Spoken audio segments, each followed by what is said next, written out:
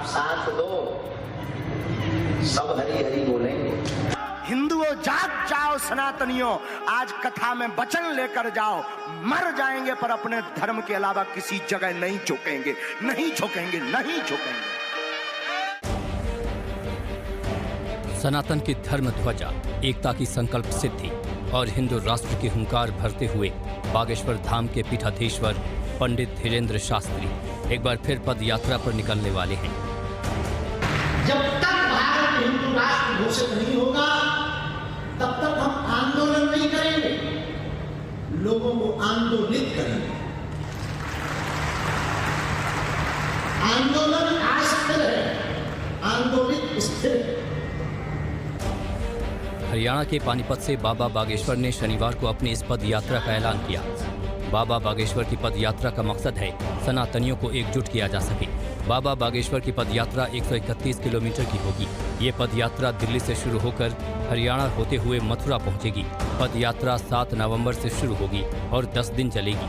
इस पद यात्रा के दौरान 5 करोड़ की आबादी वाले क्षेत्र में लगभग 400 ग्राम पंचायतों को कवर किया जाएगा। मतलब हिंदू राष्ट्र की मांग को लेकर बाबा बागेश्वर शहर शहर हिंदुओं में अलख जगाएंगे और सनातनियों को एकजुट करने के लिए मथुरा तक चलेंगे। पदयात्रा का हमारा और कोई उद्देश्य नहीं है, भारत हिंदू राष्ट्र हो जाए। दूसरा कारण, पदयात्रा हम करते क्यों? बड़े बड़े अमीर को हमसे मिल लेते हैं, VIP पुलिस वालों का प्रोटोकॉल लगा के मिल लेते हैं, लेकिन दीनहीन बेचारे गांवों के लोग मिल नहीं पाते। किराया न होने के कारण बागेश्वर धाम जा नहीं पाते।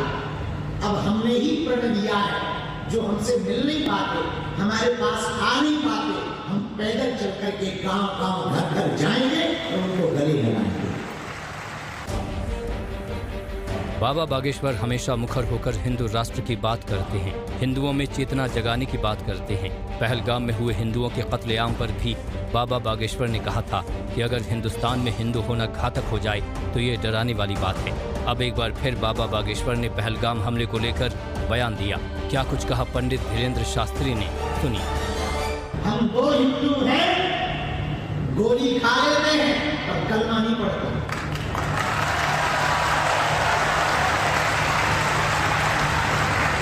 गोली खा लेते हैं पर कलमा नहीं पढ़ते हैं, सर कटा लेते हैं, तन बारी कर देते हैं पर बदन को मिटने नहीं देते हैं। हम वो हिंदुस्तानी हैं, तन बार कर देते हैं पर बदन के ऊपर आंच नहीं आने देते हैं। और तुम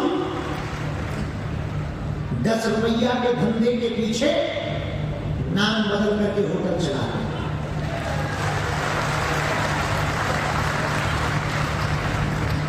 तुम्हें बुरा लगे तो ठगनी पर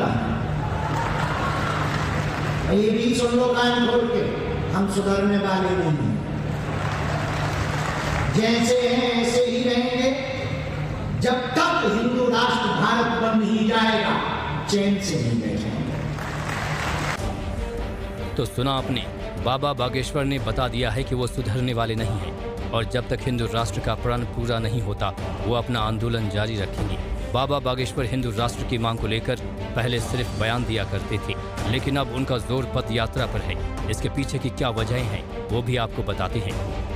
हिंदुओं के खिलाफ नफरती गैंग की साजिशें, कट्टरपंथी जमात की भड़काऊ बयानबाजी, हिंदुस्तान के खिलाफ गज़वाए हिंद का मंसूबा, धर्म छिपाकर हिंदू बेटियों के साथ धोखेबाजी, गरीब और आदिवासियों की जमीनों पर कब्जा, देश में लगातार कम होती हिंदुओं की आबादी, आज़ादी के बाद तेजी से बढ़ी मुस्लिम जनसंख्या, देश के कई राज्यों में घुसपैठियों का जमावड़ा, देश की राजनीति में घुसपैठियों का गलत इस्तेमाल, ये तमाम वो वजहें हैं जिन्हें लेकर बाबा बागेश्वर हिंदुओं को जगाने और उन्हें एकजुट करने की बात करते हैं।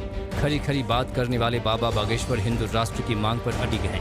अपने तीखे बयानों के लिए बाबा बागेश्वर भले ही विरोधियों के निशाने पर आ जाते हों, लेकिन बाबा की हिंदू राष्ट्र की धुन में जरा भी कमी नहीं आई है।